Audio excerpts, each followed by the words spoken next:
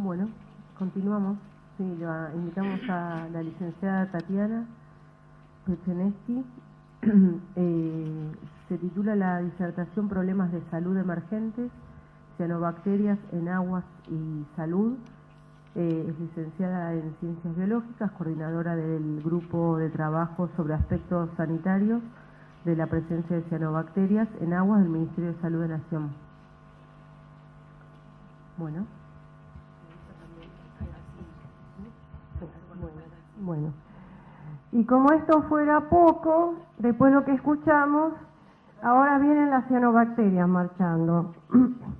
Vienen marchando porque esto que formaba parte del desarrollo de la vida sobre la Tierra cuando nosotros no existíamos y que conformaron el aire respirable porque fueron las transformadoras del ambiente y la fábrica de oxígeno, digamos, la formación de la corteza terrestre y la atmósfera actual, han estado acompañando todo el proceso de la vida con sus momentos de mayor o menor desarrollo, crecimiento, diversificación y efectos sobre el ambiente. De manera que tienen una capacidad increíble de adaptación a cualquier medio.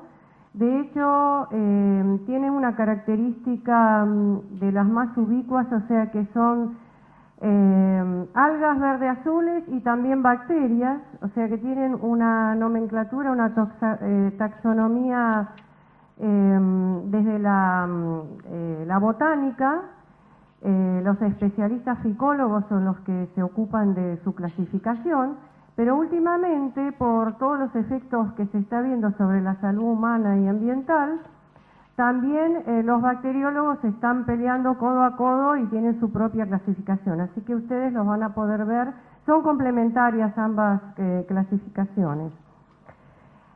Una de las cuestiones que hizo de que a esto se le ha prestado mucha atención es que el cambio climático que ha cambiado la temperatura del agua y el crecimiento de la población y sobre todo que los núcleos habitacionales cada vez crecen más cerca de los cuerpos de agua dulce, hace que también el hombre tire muchos desechos o la actividad antrópica favorecida por todos los químicos que ha utilizado para el agro, para la ganadería, para la industria y también como las basuras y el líquido cloacal, que todo va a parar finalmente a los cuerpos de agua. Y esos cuerpos de agua tienen un nivel para sostener y depurarse, y cuando eso se supera tenemos algunos problemitas, como por ejemplo, este es el lago San Roque en Córdoba, en una de las tantas floraciones de estas eran cianobacterias, porque hay de estas, si las llamamos algas, hay algas verdes, rojas, doradas, y están las cianobacterias que tienen un grupo de pigmentos, entre ellos la ficocianina. Entonces cuando se secan da en las piedras además una coloración entre verde seco y lila, ¿sí? Entonces, bueno, color ciano. Así que de ahí sale el nombre de cianobacterias. Bueno, entonces estos crecimientos o blooms llamados también ocurren cuando tiene suficiente nutriente, o sea, pueden necesitar nitrógeno y fósforo, el carbono lo capta del oxígeno, pero también en ausencia de nitrógeno, algunas de ellas se adaptan para tomar el nitrógeno del aire, como los rhizobium. Entonces, esa capacidad hace que hayan sobrevivido a todo. En el planeta pasaron los dinosaurios, pasaron, llegaron hasta ahora y ellos siguen ahí permaneciendo, y de estas ciano uno tiene un grupo que no es tóxico y que se usa inclusive como suplementos dietarios, como la espirulina, y se usa para un montón de aplicaciones en la industria. Pero, por otro lado, en este momento tenemos un fenómeno que cada vez se está agravando más en todo el planeta, Y si ustedes entran en los programas de la NASA que monitorean la superficie, los mares y demás, pueden ver las floraciones algales en aguas de mar, que se ven desde el espacio con unos dibujos maravillosos porque tienen que ver con los movimientos, digamos, del agua, las corrientes marinas y demás. Entonces, y por otro lado tenemos estos manchones en nuestros lagos donde vamos a veranear, y además a veces aparece el olor, uno abre la canilla en Córdoba, en Carlos Paz, y de pronto el agua tiene olor a gamexane.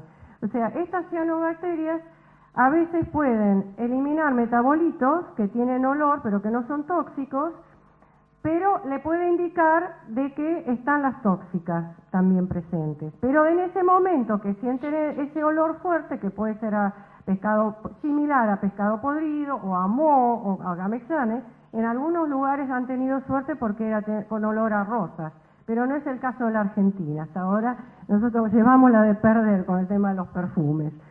Bueno, entonces el tema es que nos encontramos de que hay muchas dificultades metodológicas como para poder todavía tener métodos estandarizados para ver cuando uno está expuesto a una floración porque de pronto hizo un deporte o nadó o trabaja en un lugar que justamente le toca la floración y está embarcado y está haciendo su tarea cotidiana, uno está expuesto a una mezcla en las floraciones acá. No es una sola especie, sino que son mezclas que además compiten entre sí.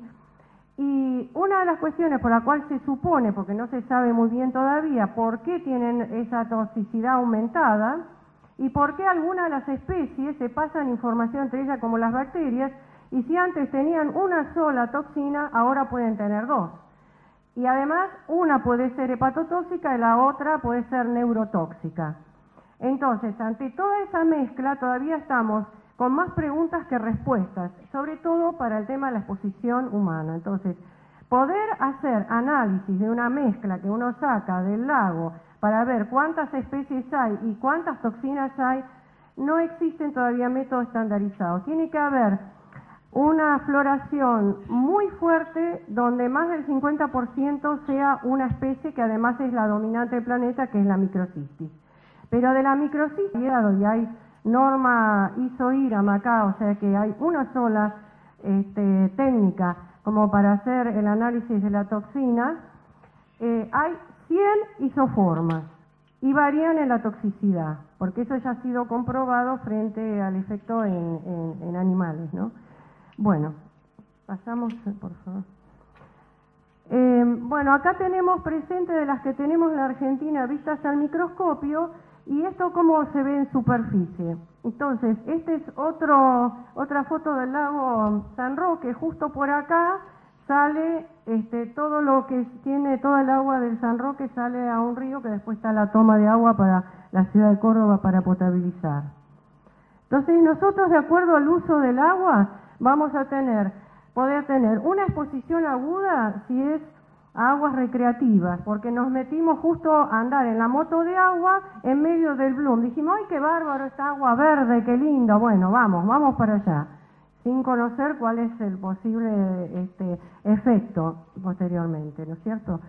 Y la otra es el tema de que uno puede estar viviendo en una ciudad donde todavía no se conoce o la planta de tratamiento no tiene herramientas para hacer la purificación adecuada al agua y no monitorea a ese parámetro, no tiene cómo, para ver si realmente cuando sale el agua para ir a la canilla de donde ustedes van a tomar su cuota de agua diaria, resulta que no sabemos si tiene una cantidad de toxina que dosis baja a tiempo largo, que es lo que puede llegar a producir.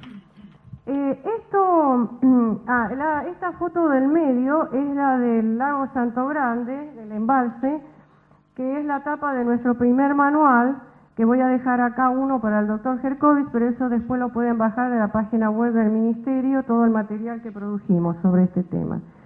La información sobre toda la parte ambiental está en el sector extrasalud, así que los que trabajamos en la salud tenemos que hacer todo un trabajo transversal con todas las áreas del conocimiento que están fuera del área de salud, pero además en el caso de salud ambiental, como mencionó acá la colega, nosotros tenemos que trabajar la salud en general, el tema de prevención, pero también preparar las herramientas para el médico, que es el que recibe el paciente en consultorio y que sepa realmente qué hacer con el paciente que viene, ¿sí?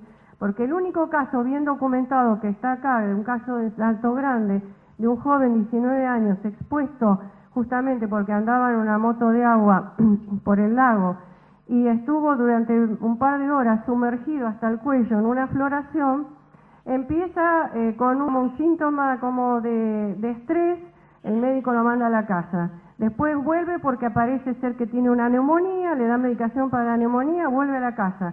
Y si la madre no se hubiera dado cuenta de que en realidad estaba pasando algo grave, cuando lo llevan ya estaba casi con falla multiorgánica. Y se salvó porque era un chico muy sano, se detoxicó naturalmente, pero bueno, el tratamiento es de soporte. No hay antídotos y no hay vacunas. Así que, lo peor de todo, que no hay indicador biológico clínico todavía. Porque la microcistina, en el caso de la toxina, que es la que más importante en el mundo, digamos, y en la Argentina también, en cuanto a la cantidad y a la variabilidad y su ubicuidad, tiene solamente 2 horas de permanencia en sangre. Después desaparece y después ya va al órgano blanco, que generalmente en las hepatotóxicas va al hígado. Pero ahora los alemanes y los noruegos hicieron un consorcio para investigar dónde va la microcistina cuando desaparece la sangre pero todavía no apareció en el hígado. Parece ser que se asocia con un puente de azufre de una proteína, da unas vueltas por ahí y después termina en el hígado. Así que bueno, estamos todavía en foja cero, acciones que han hecho los biólogos, pero cada uno con sus objetivos particulares, en los embalses de la Argentina. O sea que los lugares donde más floraciones hay es el embalse porque es un río que ha sido indicado. Entonces se identifica todo, como en el momento del embalsado se remueve mucha tierra suelta y se inundan zonas que tenían cultivos y demás, entonces queda mucha remoción y libertad de nitrógeno y fósforo de ir al sedimento y volver y ser parte de la nutrición de estos organismos, ¿sí? O sea, los ciclos del nitrógeno, del fósforo y del agua se alteran de tal manera que favorece la aparición de la cianobacteria. Después seguirían los lagos, después los ríos y los mares. Y como ven, la mitad está conformada por 2 especies, la microcistis y la Dolichospermum, y la Dolichospermum, llamada antes anavena, tiene tanto microcistina, que es la toxina principal de la microcistis, como anatoxina, o sea, tiene la hepatotóxica con la neurotóxica. Seguimos. Bueno, entonces, saliendo del área de salud y yendo al área de la medicina, para los médicos nosotros hemos hecho algunos instrumentos porque no había ninguno, y entre ellos esta guía de salud, donde el médico de un centro de atención primaria rápidamente puede ponerse al tanto de esta cuestión. Seguimos. Bueno, entonces tiene un flujograma, lo que más, como no tenemos todavía un indicador biológico clínico, entonces solamente podemos hacer la descripción del caso sospechoso y por consulta epidemiológica, si estuvo o no estuvo expuesto al agua en alguna manera, o estuvo en contacto con soluciones parentales potencialmente contaminadas, como fue el caso de Caruaru en Brasil, donde se murió la mitad de la población de 2 centros dializados, en cuyo circuito entró microcistis y anatoxina y microcistina en el circuito de agua. Y eso cambió, digamos, en el mundo la visión sobre el efecto de estas cianobacterias. Bueno, y seguimos. Y el otro, digamos, componente se construyó con el Instituto de Epidemiología de Mar del Plata, que depende del Ministerio de Salud, la ficha epidemiológica porque no teníamos registros de casos porque no había con qué levantarlo. Entonces, tenemos el instrumento, tenemos el flujograma, tenemos el mapa, hay 3 áreas piloto donde los médicos están, hay promotores de salud que salen a la comunidad a hacer seguimientos de casos cuando en guardia se detecta mediante estas fichas de que probablemente tiene un problema de intoxicación por estas bacterias. De manera que, bueno, y para terminar, seguimos, esto forma parte, bueno, acá ustedes en la página web tienen en pocas palabras esta presentación, seguimos, y dentro de ella van a tener los instrumentos más importantes, 2 resoluciones ministeriales del año pasado que firmó el Ministro de Salud. Uno son las directrices sanitarias de uso seguro de aguas recreacionales con el marco general y el módulo 1 cianobacterias y lo que recién les mostré que es la guía para el equipo de salud.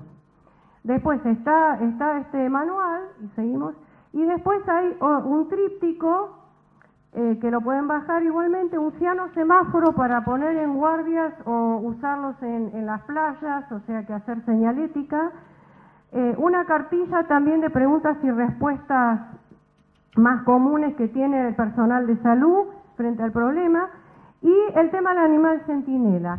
La gente que va a las playas generalmente lleva su mascota. Sí, bien, listo, bueno. Todo para ustedes, está la información en la página web.